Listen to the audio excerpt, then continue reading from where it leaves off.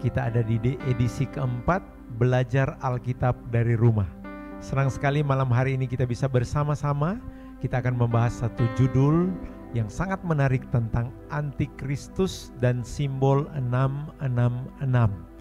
Ya, kita akan meminta pertolongan Roh Kudus untuk menyertai kita dalam pelajaran Alkitab ini. Mari sama-sama kita siapkan hati Bapak Ibu yang dikasihi Tuhan. Engkau ada di rumah-rumah, mungkin engkau ada dalam perjalanan. Mari beri hatimu sama-sama. Kita mau belajar firman Tuhan. Dan biarlah firman ini akan menjadi kekuatan kita menghadapi kehidupan kita di akhir zaman. Terima kasih Tuhan. Haleluya, Kau baik bagi kami. Anugerah-Mu Tuhan. Firman-Mu berkata Kau besertaku, maka kuat roh dan jiwaku. Tangan-Mu Tuhan selalu ku nantikan. Di setiap langkahku percaya, dengan sayap-Mu ku akan terbang tinggi. Di tengah badai hidup ku tak menyerah. Kau kekuatan dan perlindungan bagiku, pertolongan di tempat maha tinggi. Ku mengangkat tanganku, aku berserah.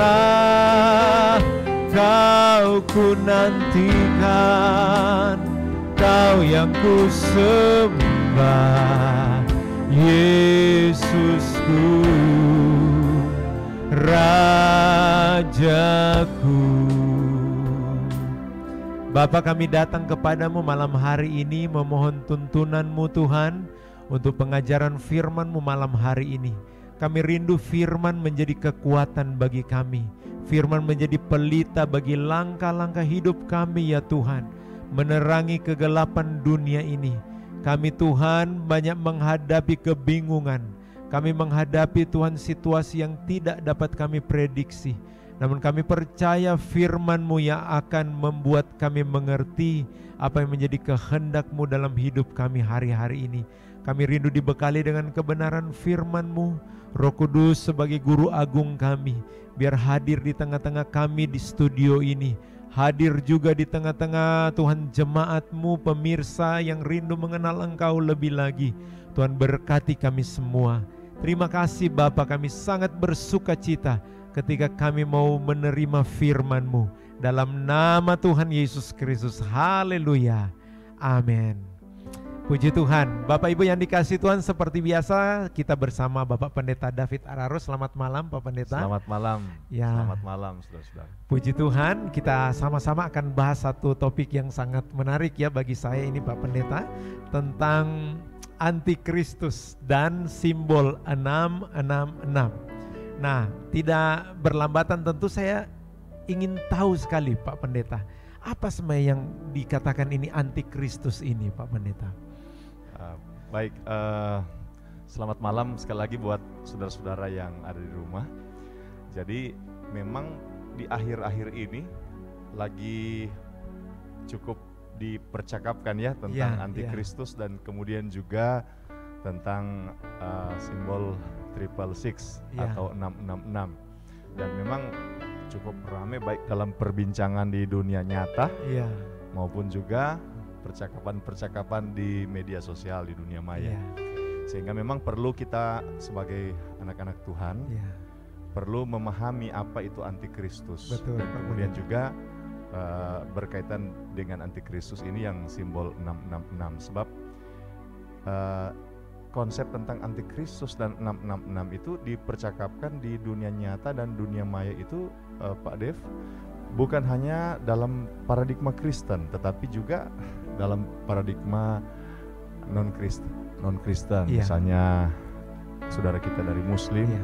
Nah, paradigma kita kan tidak harus sama dengan paradigma Muslim. Iya. Dengan hormat ya, saya sampaikan kepada saudara-saudara dari Muslim. Kita punya Alkitab yang Iya. memberikan kepada kita dasar untuk memahami apa yang siapa itu antikristus Iya. dan kemudian simbol 666 ini. Jadi begini Pak Dev, apabila kita ingin membicarakan tentang antikristus, maka kita tentunya harus langsung lihat Alkitab. Jadi back to the Bible. Jadi kembali ke Alkitab. Sebab konsep atau pemahaman tentang antikristus ini kan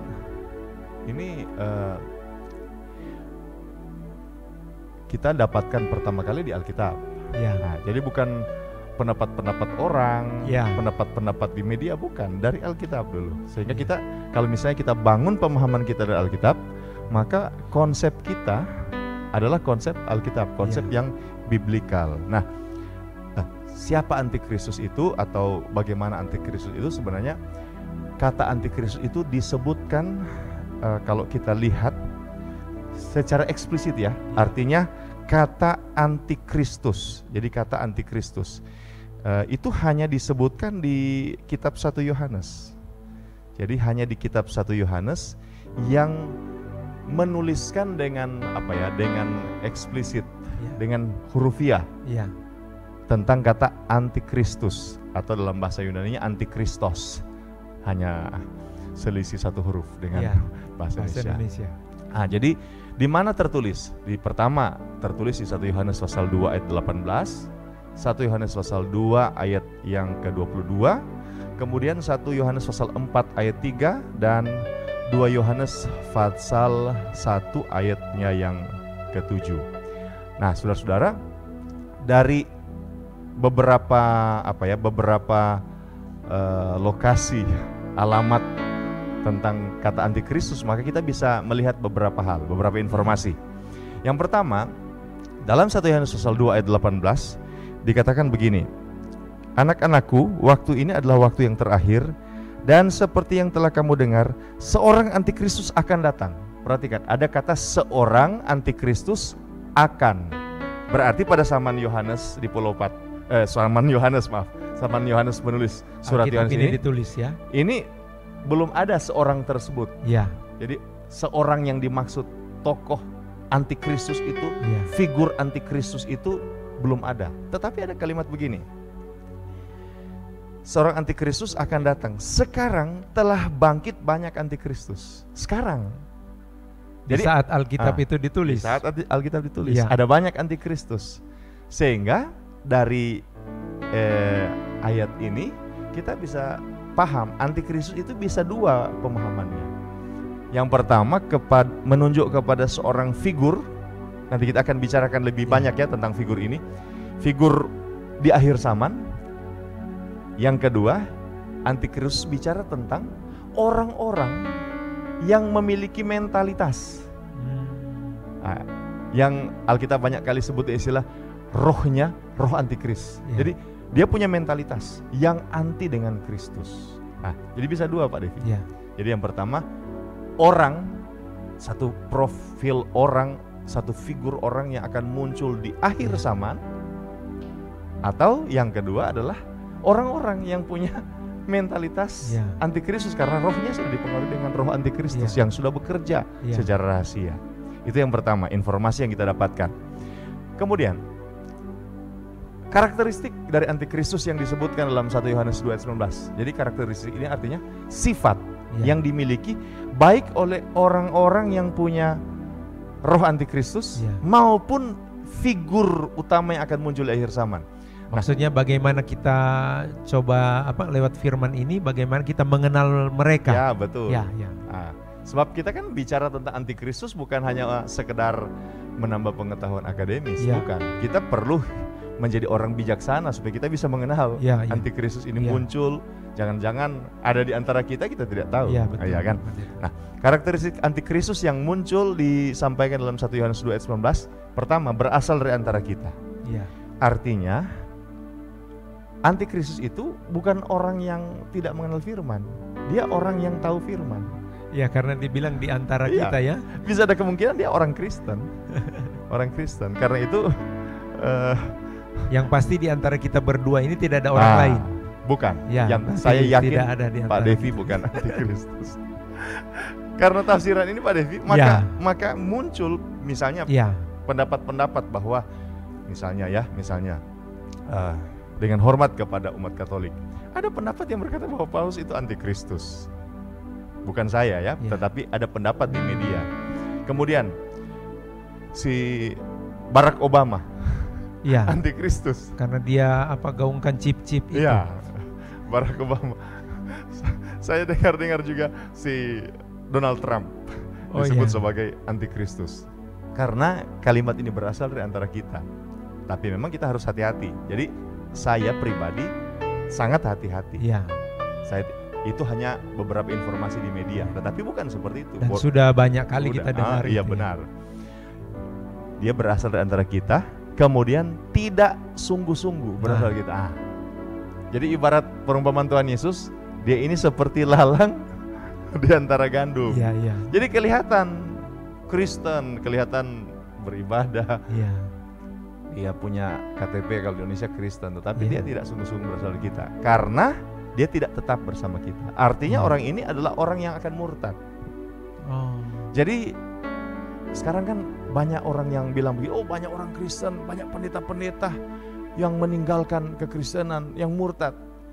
Kita tidak perlu risau dan tidak perlu kaget. Tidak perlu sakit hati ya. Iya, karena Alkitab memang sudah menyampaikan bahwa ada orang yang tidak sungguh-sungguh berasal dari kita, tidak tetap bersama kita. Itu informasi di 1 Yohanes pasal 2 ayat 19. Sementara di 1 Yohanes pasal 2 ayat 22, antikristus ini adalah orang yang menyangkal Yesus adalah Kristus. Maksudnya apa? Maksudnya Kristus itu selalu berkaitan dengan juru selamat, kan? Kristos, Mesias. Siapa itu? Yang diurapi, dilantik, ditetapkan. Sebagai apa? Sebagai juru selamat. Jadi antikristus itu menolak Yesus sebagai juru selamat. Kemudian juga dalam 1 Yohanes pasal 2 ayat 22 dikatakan bahwa dia menyangkal Yesus, bahwa Yesus adalah Kristus. Dia juga menyangkal baik Bapa maupun anak. Perhatikan ada kata Bapa dan anak. Artinya anak ini anak dari si Bapa yang tertulis dalam ayat 22. Nah sekarang Bapa itu siapa? Bapa itu Tuhan. Berarti kalau Bapa itu Tuhan, maka anak itu juga adalah Tuhan. Sehingga karakteristik yang kedua dari antikristus adalah dia menyangkal Yesus sebagai juru selamat dan dia menyangkal Yesus Kristus sebagai Tuhan. Nah, ini yang karakteristik yang kedua, yang muncul di 1 Yohanes pasal 2 ayat 22. Kemudian di 1 Yohanes pasal 4 ayat 3 dan 2 Yohanes pasal 1 ayat 7 sebenarnya memiliki inti yang sama, yaitu menyangkal kemanusiaan Kristus. Apa pentingnya masalah ini Pak Devi? Karena ketika misalnya kita orang menyangkal, ada antikristus yang menyangkal kemanusiaan dari Kristus sebagai manusia, ya Yesus bukan manusia, maka Yesus tidak bisa menjadi juru selamat yang mewakili manusia. Tidak bisa. Sebab dosa anak ditanggung anak, dosa bapa ditanggung bapa, dosa manusia harus ditanggung manusia.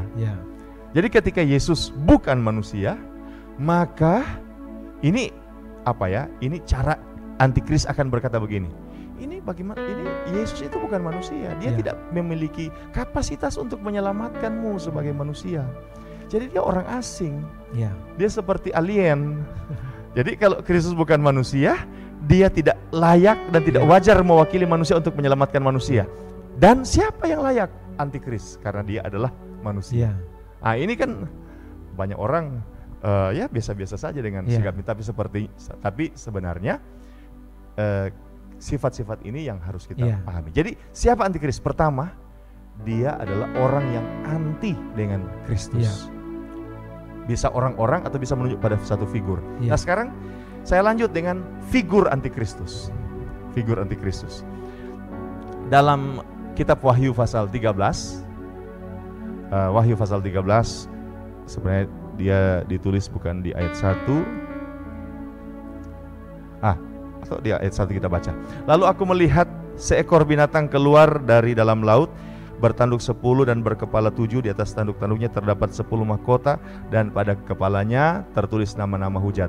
Nah, ini Pak Devi kalau kita baca terus-terus, baca selanjutnya, ayat-ayat selanjutnya, maka ini binatang ini menunjuk pada antikristus yang figur tadi yang muncul di akhir zaman. Kenapa? Karena tertulis kata-kata hujat, dia menyangkal Tuhan. Jadi cocok dengan karakteristik yang tertulis dalam kitab 1 Yohanes. Betul. Tetapi dalam Wahyu pasal 13 ayat 1, ini siapa binatang itu berkaitan dengan apa yang dilihat oleh Nabi Daniel dalam kitab Daniel pasal 7 ayat 3 sampai 8. Bahwa di sana akan keluar binatang, coba kita lihat sedikit ya Pak Devi. Jadi ada dalam kitab Daniel pasal 7 itu ada dalam ayat yang ketiga dikatakan ada 4 binatang yang besar yang naik. Yang pertama seperti singa. Saya cepat-cepat saja ya. Yang kedua seperti beruang. Kemudian yang ketiga seperti macan tutul. Kemudian yang keempat tidak disebutkan. Tidak disebutkan dengan jelas. Wahyu pasal 13 ayat 1 memberi deskripsi binatang yang keempat itu. Binatang yang kulihat itu serupa dengan macan tutul, kakinya seperti kaki beruang, dan mulutnya seperti mulut singa. Dalam Wahyu pasal 13 ayat yang kedua bisa dimunculkan di PowerPoint, di layar handphone dari tim media. Jadi di Wahyu pasal, jadi Daniel 7 tidak menyebutkan karakter deskripsi secara jelas yang binatang yang keempat, tapi Wahyu menyebutkan. Jadi seperti ada gabungan macan tutul, beruang, singa di binatang tersebut. Dan kalau kita lihat terjemahan tafsiran dari kitab Daniel, binatang itu menggambarkan siapa? Menggambarkan pemimpin-pemimpin yang berkuasa pada zaman itu. Jadi singa, lambang dari penguasa Babel. Kemudian beruang, lambang dari kerajaan Media Persia. Kemudian macan tutul, lambang dari kerajaan Yunani. Kemudian binatang yang keempat itu lambang dari kerajaan Romawi. Dan Pak Devi, kalau misalnya kita lihat sampai sekarang, kerajaan Romawi itu masih berkelanjutan dengan pemerintahan yang ada di saat sekarang. Masih berkelanjutan Pak Devi. Nah, jadi ini binatang yang muncul. Dengan kata lain, kalau memperhatikan Wahyu pasal 13 dan Daniel pasal 7, berarti yang dimaksud dengan binatang itu Pak Devi adalah pemimpin. Pemimpin yang memiliki roh antikris. Dan akhirnya pemimpin terkenal yang menguasai dunia ini yang akan jadi antikristus. Siapa dia? Kita belum tahu. Kita belum tahu ya. Kemudian, tapi petunjuknya sudah sangat jelas. Yang pertama, dia anti dengan Kristus. Yang kedua, dia pemimpin, penguasa di akhir zaman. Bukan hanya penguasa satu negara, tapi yang menguasai dunia. Dan yang ketiga Pak Devi, ini yang ketiga, naga dalam ayat yang kedua, dalam Wahyu pasal 13 ayat 2, naga itu siapa? Setan, memberikan kepadanya kekuatannya dan tahtanya dan kekuasaannya yang besar. Artinya apa Pak Devi? Artinya bahwa antikris itu adalah personifikasi, manifestasi dari iblis di akhir zaman. Mungkin tim media akan menampilkan bagaimana transformasi setan di akhir zaman. Jadi naga kan iblis. Nah, naga ini di akhir zaman dia akan nampak dalam tiga manifestasi. Yang pertama, dia akan nampak dalam manifestasi Babel. Babel itu apa? Babel itu sistem dunia. Sistem Sistem dunia yang konsumerisme, yang sekularistik, yang hedonistik. Gaya hidup masa kini. Gaya hidup, sistem. Janganlah mengasihi dunia. Dunia yang mana? Dunia yang seperti itu. Itu yang pertama. Jadi iblis nampak lewat sistem. Kemudian iblis nampak lewat apa? Lewat antikris. Dan yang ketiga, iblis nampak lewat apa? Nabi palsu. Nah, iblis ini kan ingin berusaha untuk mencontohi atau mengambil contoh seperti Tuhan, ada Tritunggal, Bapa, Anak, Roh. Nah, di akhir zaman juga iblis akan nampak dalam ketritunggalan iblis, yaitu Babel, nabi palsu, dan antikristus. Jadi kalau ada orang tanya siapa itu antikristus, pertama orang yang anti dengan Kristus, yang kedua dia adalah pemimpin yang menguasai dunia, dan yang ketiga dia adalah manifestasi dari iblis. 3 karakteristik ini untuk kita mengenali siapa antikristus yang akan muncul di akhir zaman. Wah, ini sebuah pengetahuan yang mengingatkan kepada kita bahwa antikristus ini bukan sesuatu yang ada nun jauh di sana ya Pak Pendeta ya. Akal kita berkata bahkan dari sejak Alkitab ini ditulis 2000 tahun lebih yang lalu sudah menyatakan bahwa antikristus itu sudah dinyatakan bahwa ada figurnya. Akan ada figurnya dan ciri-cirinya bahkan gayanya sudah sangat jelas ya.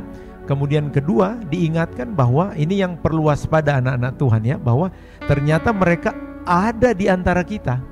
Jadi antikristus yang rohnya sementara bekerja di antara kita. Tetapi figurnya itu yang kita, siapa dia kira-kira? Siapa dia, itu yang menarik yang akan kita bahas terus-menerus. Nah, berarti Pak Pendeta ini kalau bicara tentang antikristus, nah apa hubungannya dengan tanda 666? Jadi begini. Ini tiga Tritunggal manifestasi iblis di akhir zaman. Babel, nabi palsu, antikristus ya. Jadi nabi palsu ini nabi palsu itu akan gunakan Babel. Jadi Babel ini sistem dunia. Untuk apa? Untuk menyembah antikristus. Dan iblis akan gunakan antikristus untuk menyembah dia. Menyembah dia. Nah, sekarang dalam Alkitab ditulis bahwa antikristus itu adalah seorang figur, seorang pribadi yang kita bisa kenal tanda yang tanda yang sangat kentara. Ini kan masih tanda-tanda umum. 3 hal tadi itu tanda umum. Pertama, dia antikristus. Yang kedua, dia pemimpin. Pemimpin yang menguasai dunia. Yang ketiga, dia adalah manifestasi iblis. Tetapi tanda yang spesifik, yang khusus untuk kita akhirnya tahu, oh memang antikristus. Bagaimana caranya? Dia ternyata punya tanda namanya 666. Nah, tahan dulu sejenak Pak Pendeta David ya. Saya dapat info dari media bahwa kami membuka dari tim multimedia bahwa kami membuka pertanyaan ya. Kesempatan Bapak Ibu boleh bertanya di topik antikristus dan tanda 666. Kami membuka line kami di telepon, Anda bisa mengirimkan pesan singkat ya di line telepon kami ataupun di komentar langsung ya di layar Facebook kita. Anda bisa mengisi komentarnya dan dengan senang hati ya kami akan mencoba menjadi mitra kita, berdiskusi sesuai dengan firman Tuhan, dan kita akan melanjutkan bagian ini ya. Ini kita sudah ada di bagian yang sangat menarik tentang bagaimana iblis atau antikristus itu akhirnya menggunakan tanda. Nah, ini kalau ada tanda ini Pak, menarik ini. Kita mau bedah ini tanda 666 ini. Jadi nabi palsu dia akan menggiring penduduk bumi untuk menyembah antikristus. Dan antikristus itu akan menggunakan kekuasaannya untuk membawa semua orang menyembah iblis. Nah, dalam Wahyu pasal 13 dikatakan bahwa bilangan dari binatang itu yang antikristus itu adalah 666. Sekarang 66 itu kata Alkitab, 66 itu akan ditaruh dalam dahi.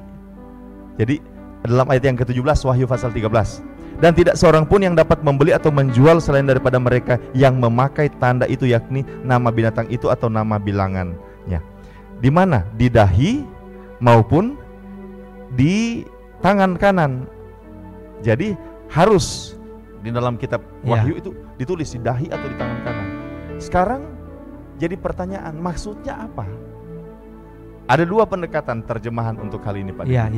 Yang pertama, jadi 666 itu adalah berkaitan dengan antikristus. Sehingga ketika dipasang di dahi, ada terjemahan pertama atau pendekatan pertama, yaitu pendekatan figuratif.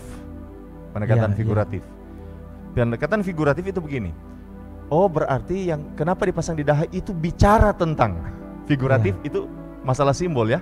Itu bicara tentang apa? Orang yang memiliki pikiran sama dengan antikristus. Seperti yang dijabarkan di awal tadi ya. Kenapa taruh tanda itu di tangan? Oh, itu bicara tentang orang yang memiliki perilaku. Tangan kan gambaran dari perilaku. Perilaku seperti antikristus. Jadi tanda 66 itu sebenarnya tidak ada benda yang nyata, benda yang konkret. Itu hanya gambaran tentang orang yang memiliki pikiran antikristus dan mempraktekkan atau berperilaku atau melakukan tindakan yang sesuai dengan nilai-nilai antikristus. Itu tafsiran pertama. Sementara tafsiran yang kedua itu tafsiran literal namanya. Tanda 666 itu adalah tanda. Ini seperti yang digambar ya, mungkin tim multimedia bisa membantunya. Tanda 66 dalam arti literal ya, yang ada gambar-gambar ini ya. Jadi ada yang katakan itu seperti tato misalnya di tangan kanan. Kemudian muncul barcode. Ya kan? Ini yang paling tren Pak di masa sekarang. Di bagian awal, tengah, akhir, di situ sebenarnya garis-garis itu 6. Nah, tapi tidak ditulis kan? 666 jadi di situ. Nah, itu barcode. Jadi ada tanda 666. Kemudian lebih awal lagi Pak Devi, itu komputer, sebab kata C 3 kali 6. Oh, itu abjad ke urutan keberapa kali 6. Setelah dijumlahkan akan menjadi 666. Yang lebih tren sekarang lagi adalah chip. Nah, ini yang paling tren sekarang chip. Yang heboh. Karena baru-baru kan lagi masuk pesan-pesan dari misalnya dari salah seorang pejabat yang sudah tidak menjabat lagi, mantan pejabat menteri. Dia katakan jangan terima vaksin dari Amerika, vaksin dari Bill Gates, sebab itu akan melalui chip. Dan itu chip Dajjal. Dajjal itu sebutan yang lazim di kalangan orang muslim tentang antikristus. Meskipun Dajjal adalah sebutan antikristus dalam Alkitab terjemahan lama kita. Nah, jadi seperti itu Pak Devi. Jadi orang berkata itu cuman semacam pemikiran dan perilaku antikristus, atau memang itu betul-betul tanda. Bisa dua hal hal seperti itu. Tafsirannya ya. Nah, yang menarik di sini Pak Pendeta, jika memang tanda ini ada secara seperti tadi dibilang figuratif atau perilaku orang, ya. Tetapi bagaimana kalau tanda ini memang adalah berupa tanda yang literal, artinya tertulis, atau boleh kita mungkin Pak Pendeta kalau bicara tentang 666 barcode, saya melihat angka-angka ini Pak Pendeta di warung-warung kecil pun ini memang sudah ada, ini digunakan pada barang kebutuhan pokok, dan hampir semua menggunakan ini. Dihubungkan dengan ayat firman Tuhan yang Pak Pendeta bilang tadi, bahwa kalau orang tidak punya tanda ini, di Wahyu 13 tadi dibilang bahwa orang tidak bisa membeli dan menjual. Nah, isu yang paling mungkin saya pikir pemirsa juga di rumah berpikir, nah bagaimana kalau tanda ini harus ditaruh untuk orang yang menjual membeli? Nah, bagaimana sikap kita Pak Pendeta sebagai orang percaya? Saya pribadi, saya jawab dulu ya, bahwa saya pribadi mengakui bahwa Antikristus akan menggunakan tanda 666 ini, sign dalam, saya kurang tahu bentuknya apa. Sesuai dengan teknologi lah. Sekarang dulu tato, kemudian barcode, komputer dulu, kemudian sekarang chip. Ini kan tahun 2020. Apakah antikristus sudah muncul tahun 2020? Kita kurang tahu. Tetapi kalau misalnya akan datang waktunya, saya yakin dia akan ada satu tanda yang konkret. Bukan hanya abstrak, bukan hanya sekedar pemikiran. Saya yakin itu tanda yang konkret. Tanda yang konkret. Dan begini Pak Devi, sebelum saya akan menjawab bagaimana kita menyikapi itu, saya akan jawab begini. Itu tanda yang konkret, itu pasti ada satu benda, apakah benda dalam bentuk chip, atau mungkin ke depan benda-benda seperti virtual, saya kurang tahu. Sebab Pak Devi sekarang yang terjadi adalah hamba-hamba Tuhan yang tidak terlalu mengenal chip sudah dari dulu Pak David. Ya. Mereka temukan dalam doa bahwa akan ada tanda ini. Ya. Mereka tidak tahu. Belum ada teknologi seperti sehebat ini. Iya. Saya yakin, tetapi meskipun masih sangat kabur karena Tuhan juga membuka secara progresif, secara bertahap. Jadi saya yakin akan ada tanda tersebut. Jadi akan ada tanda tersebut. Tetapi dalam bentuk apa saya masih belum bisa memastikan. Belum bisa memastikan. Dan tanda ini memang hebat Alkitab ini.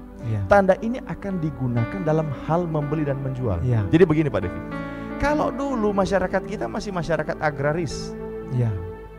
Saya masih ingat pelajaran SD saya, 80% masyarakat Indonesia petani. Sekarang bukan lagi seperti itu. Kalau dulu iya petani. Bisa terbalik kalau sekarang. Tapi kalau sekarang kita tidak bisa lari dari satu tren, satu budaya membeli menjual.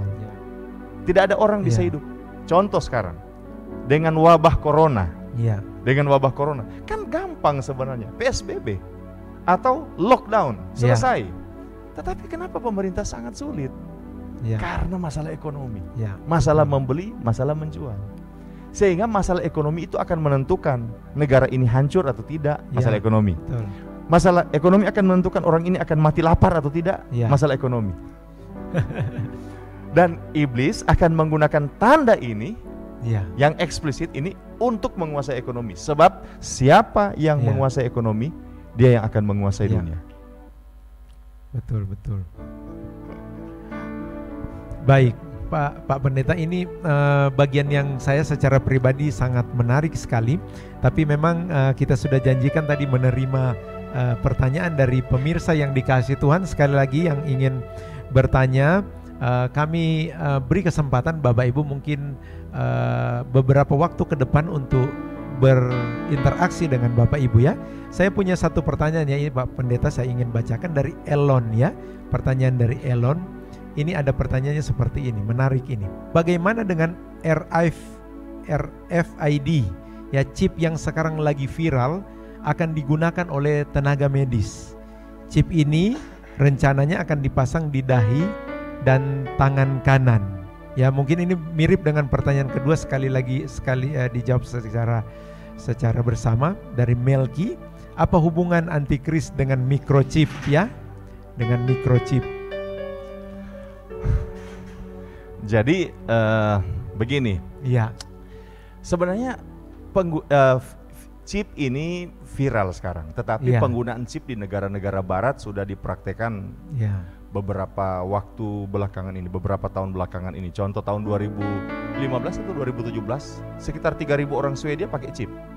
Bisa dimunculkan mungkin di apa ini. Jadi ketika pakai chip, orang naik pesawat, check in tinggal pakai chip. Jadi kalau misalnya check in pakai chip Pak Devi, tidak lagi kita harus sosialisasikan, harus social distancing. Tidak lagi, kita langsung masuk pesawat. Nggak perlu lagi cari dompet, ambil KTP, tinggal kasih tangan.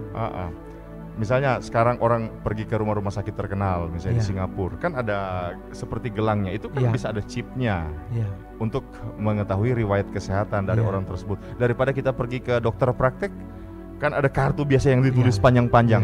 Oh, Bapak pernah dirawat di sini tidak? Oh, pernah. Kira-kira kapan? Namanya siapa? Oh, dicari di. Itu kan terlalu lama, tidak efisien, tidak efektif. Dan akhirnya secara akal sehat Pak Devi, secara akal sehat akan ada chip, akan ke depan akan sangat banyak. Contoh KTP saja, dulu KTP kita kan KTP kertas, kemudian dilaminating.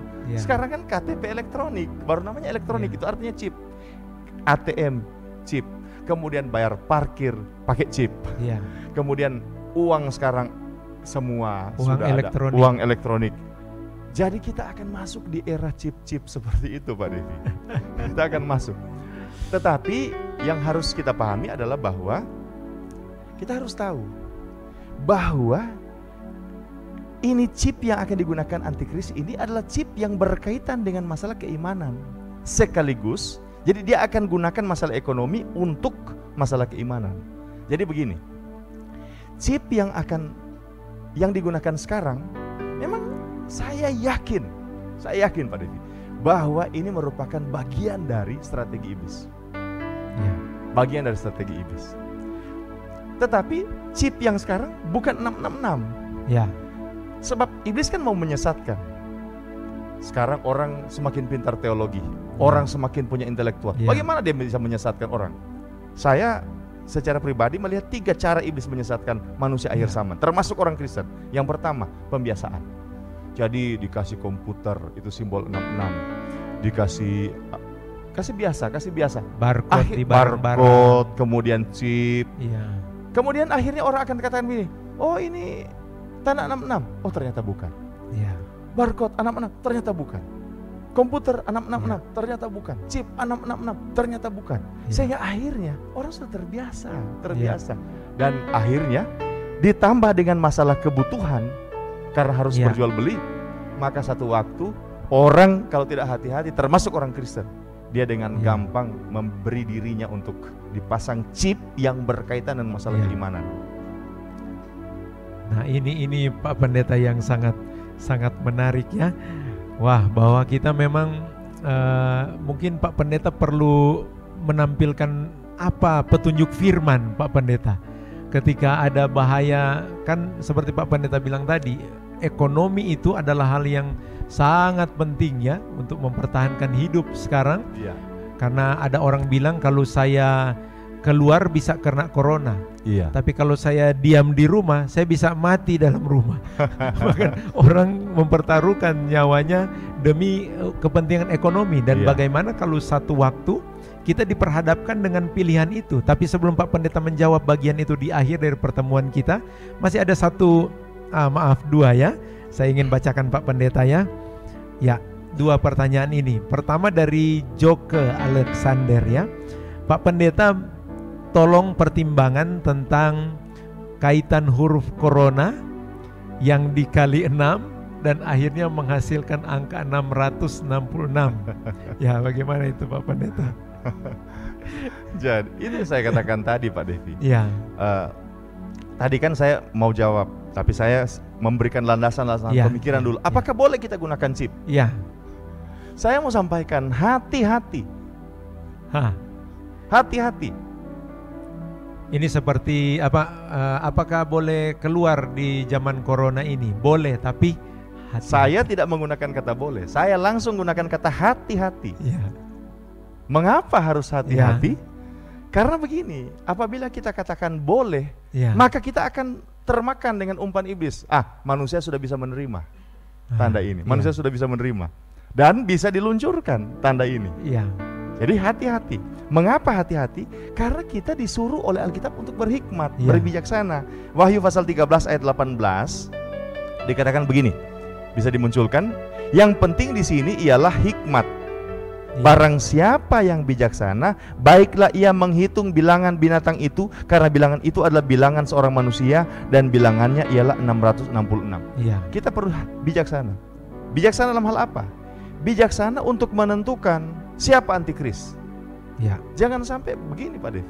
Dituduhlah Pak Barack Obama antikris, dituduhlah Presiden Donald Trump antikris, dituduhlah Presiden Jokowi antikris, dituduhlah Paus jadi antikris. Setelah akhirnya semua tuduhan tersebut tidak terbukti, maka akan muncul pemahaman seperti ini. Oh, itu antikris itu cuman apa? Itu tidak benar. Sehingga ketika muncul antikris yang benar, kita sudah anggap biasa. Begitu juga dengan simbol 666. Komputer dituduh antikris, yang simbol 666. Ternyata bukan. Barcode dituduh, ternyata bukan. Chip dituduh, ternyata bukan. Yang tadi lagi, corona dituduh. Corona. Tapi corona ini, kalau misalnya ada orang katakan, dikali 6 jadi 666. Ini corona 19. Sudah dihitung tidak 19-nya? Sebab kalau kita hanya menghitung coronanya, corona ini sudah ada sejak lama. Iya kan? Kalau harus, kalau umpama misalnya ini versi di 2019. Kalau harus dihitung dengan corona versi 2019, harus dihitung 19-nya. Pasti lebih. Jadi akhirnya corona 19 keliru kita menetapkan itu sebagai tanda 666. Dan akhirnya apa? Kita anggap tanda 666 itu tidak benar. Dan akhirnya apa? Ketika muncul tanda 666 itu, akhirnya kita tidak Ya. dalam keadaan waspada, tidak dalam keadaan bijaksana. Mungkin itu yang Pak Pendeta bilang tadi, ini strategi iblis untuk tujuannya Penyesatan. menyesatkan kita. Jadi iblis kan ini menyesatkan orang-orang pintar ini. Iya. Orang-orang sudah berpendidikan, orang-orang sekolah, para pemimpin gereja yang sudah Iya. mengikuti teologi, belajar Alkitab dari rumah. Iya. Kita harus hati-hati. Makanya Jangan mungkin gampang penting ini belajar Alkitab dari rumah ini Pak Pendeta ya, kita Amin. galakkan ya. Kalau boleh setiap hari. Terakhir Pak Pendeta, ada tadi yang corona ya, sudah kita sudah coba bahas ya. Kemudian dari Elon ya, pertanyaan begini. Pada era 80-an banyak hamba Tuhan mengatakan bahwa barcode adalah tanda antikris ya, seperti yang dibilang tadi. Nah, sekarang bagaimana dengan praktek penggunaan barcode dalam persembahan gereja? Nah, ini menarik ini Pak Pendeta ya. Karena sedikit lagi gereja kita meluncurkan barcode untuk persembahan. Itulah yang saya katakan dari tadi. Kita perlu bijaksana, Iya. kita perlu hati-hati. Ya, Hati-hati, bijaksana artinya tidak gampang buat kesimpulan. Ya. Sebab kalau kita buat kesimpulan secara cepat, terlalu cepat, kita belum melihat dengan baik, belum mengumpulkan informasi dengan saksama, ya, informasi Alkitab kita belum kumpulkan sama, dan kita langsung katakan tak. Misalnya pertama kali komputer, saya masih ingat, saya masih kecil, kemudian dijelaskan C 3 kali 6, O sekian kali 6, akhirnya 666.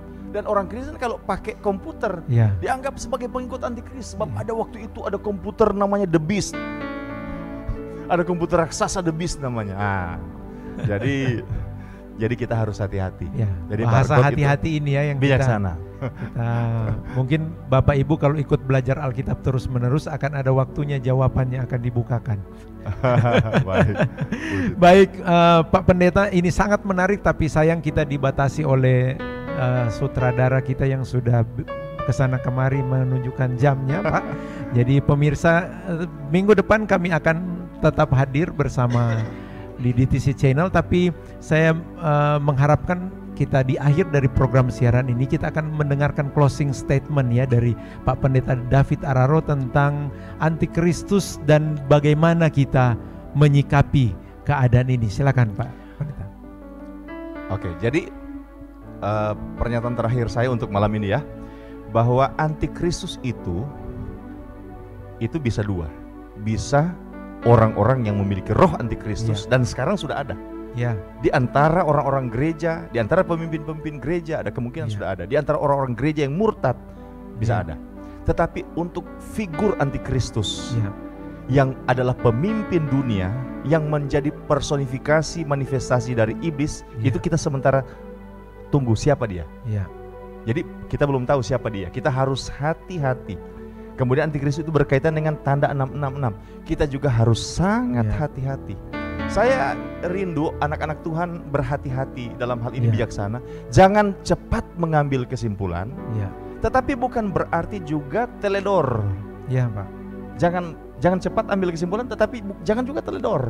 Ya, Kita perlu sangat hati-hati. ya, Saya bisa katakan begini kepada anak-anak Tuhan, masa sekarang adalah masa yang perlu sekali kebijaksanaan rohani, ya, yang sangat hati-hati. Bukan cuma karena corona Pak, ya, tetapi karena masalah-masalah yang seperti ini. ya, Tanda-tanda zaman, kalau anak-anak Tuhan tidak memiliki pemahaman akan Ya. firman, bisa hancur. ya. Karena itu betul Alkitab katakan, harus memiliki kebijaksanaan. Ya, rasanya masih menggantung di hati saya karena saya masih punya beberapa pertanyaan ya, bagaimana kita menghadapi ketika kita dihadapkan dengan pilihan-pilihan ini. Kita akan lihat minggu depan ya, Tuhan memberi kita kesempatan lagi untuk membahasnya lebih dalam lagi. Bapak Ibu yang dikasih Tuhan, pesan firman Tuhan malam hari ini kiranya boleh kita tangkap Bapak Ibu bahwa antikris itu akan ada. Ya, akan ada pemimpin yang akan hadir, dan beberapa Alkitab berkata beberapa ada di antara kita dalam bentuk rohnya ya, atau sikap, kebiasaan, mentalitas. Sebab itu kita penting sekali mawas diri ya, menjaga hidup kita untuk sungguh-sungguh dengan Tuhan. Dan satu hal yang terakhir yang ingin saya sampaikan, bahwa kita perlu mengagumi Alkitab. Kenapa? Jauh sebelum semuanya ini menjadi isu yang sementara kita bicarakan, Alkitab sudah menulis ribuan tahun sebelumnya ya, dengan sangat detail.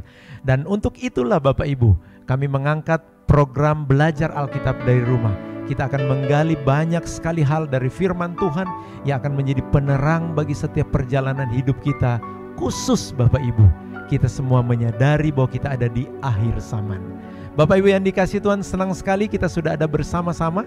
Kita akan menutup program siaran ini dengan doa kembali oleh Bapak Pendeta David Araro. Saya persilakan. Mari kita berdoa. Bapa di sorga, malam hari ini kami sudah belajar firman-Mu. Kami diperingatkan, diberikan nasihat bahwa di akhir zaman akan muncul pribadi yang anti, yang menolak Engkau, yang memusuhi Engkau. Dialah antikris, dan Engkau akan izinkan dia akan memerintah dunia. Dia akan memerintah dan ada simbol yang dia gunakan. Bapa, berikan kami hikmat, kebijaksanaan untuk dapat mengenali semua tindakan, semua praktek kuasa kegelapan, sehingga kami tidak turut dalam alur pekerjaan iblis, tetapi kami hidup sesuai dengan kebenaran-Mu. Tuhan, tolong juga supaya roh-roh antikristus itu jangan ada pada gereja Tuhan, jangan ada pada anak-anak Tuhan, jangan ada pada pemimpin-pemimpin gereja. Biar kami memiliki roh yang mengasihi Engkau, roh yang takut akan Engkau, roh yang hidup selalu dalam kebenaran-Mu Bapa. Tuhan, tolong kami. Tuhan, berkati semua umat Tuhan yang ada di rumah. Tuhan, memberkati semua upaya kami dalam berjuang menghadapi pandemi ini. Biarlah Tuhan dimuliakan dan kami akan dapat melewati pandemi ini dengan berkemenangan di dalam Tuhan. Terima kasih Bapa, kami bersyukur kepadamu dalam nama Yesus. Haleluya. Amin. Amin.